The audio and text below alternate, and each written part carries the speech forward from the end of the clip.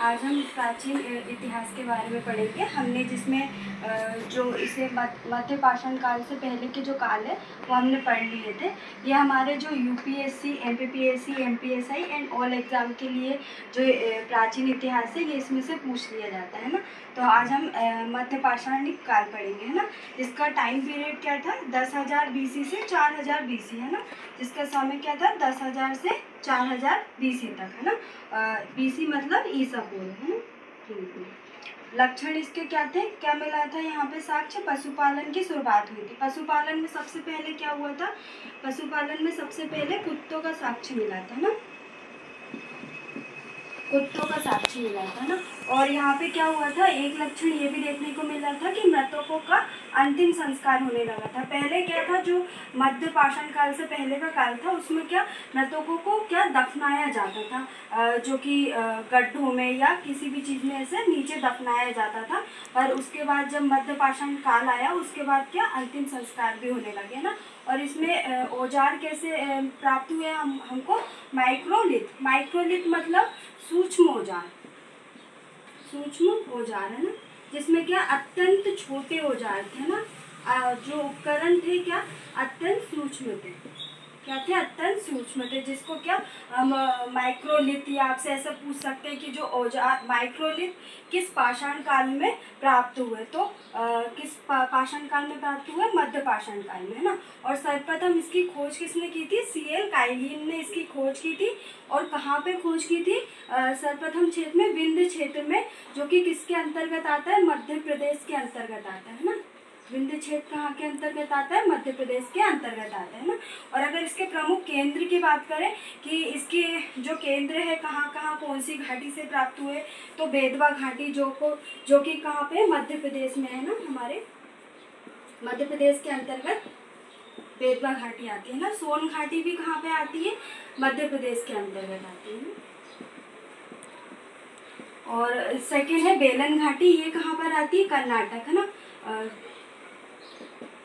कर्नाटक। और जो कृष्णा घाटी है ये भी हमारी कर्नाटक स्टेट के अंतर्गत आती है ना। और नेवासा कहाँ पर आता है, महाराष्ट्र में, है ना। तो ये क्या है, मध्य पाषाण काल के प्रमुख केंद्र हैं। प्रमुख स्थल देख लेते हैं जो मध्य पाषाण काल के अंतर्गत है ना। सबसे पहले बगोर, जो कि कहाँ है, राजस्थान में।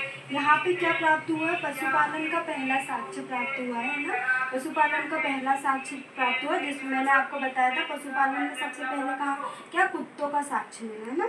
तो पशुपालन का पहला साक्ष्य कहाँ पे मिला, बगोर में, जो कि राजस्थान में है ना। मैं आपको ये मैप के थ्रू भी बता दूंगी।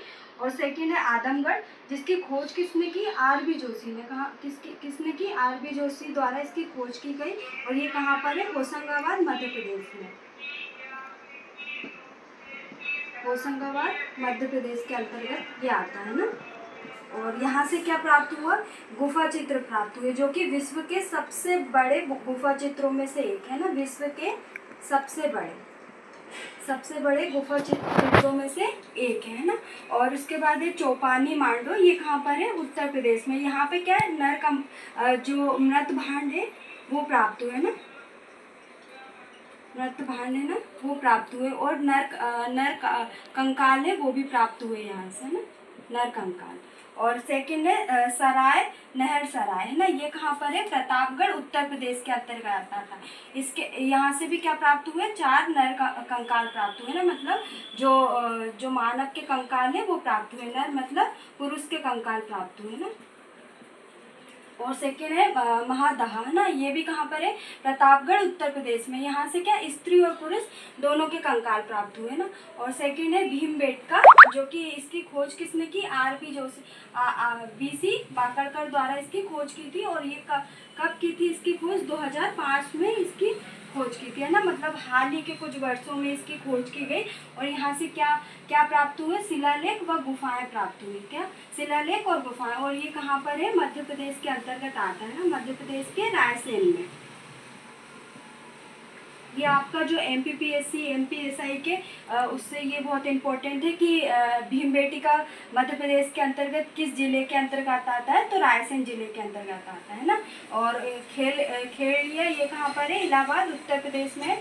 यहाँ से क्या सर्वाधिक मानव कंकाल प्राप्त हुए। अगर सर्वाधिक की बात करें, अगर ये भी पूछ सकते हैं इसकी संख्या कितनी है, तो इसकी संख्या 17 है ना। सर्वाधिक मतलब 17 है यहाँ से। जैसे हमने अभी देखा यहाँ से कितने कंकाल प्राप्त हुए, 4 नर कंकाल प्राप्त हुए। मैं आप इसको मैप के थ्रू बता देती हूँ। ये मैप के थ्रू अपन देख लेते हैं। ये छोटा सा मैप है, बाकी आप समझ तो जाएंगे कि क्योंकि मैप के थ्रू आपको ये आसानी से याद रखने में आसानी रहेगी, है ना। सबसे पहले हमने बगोर पढ़ा था, ये कहाँ पर था, राजस्थान में। तो हमारा जो राजस्थान है वो यहाँ पर लोकेटेड है ना। आप अगर मैप में देखेंगे एटलस में, तो आपको राजस्थान यहाँ पे मिलेगा, और जो बगोर है वो यहाँ पर है ना। तो हमारा बगोर यहाँ पर है ना। और नेक्स्ट अगर आदमगढ़ की बात करें, तो आदमगढ़ ये मध्य प्रदेश के अंतर्गत है।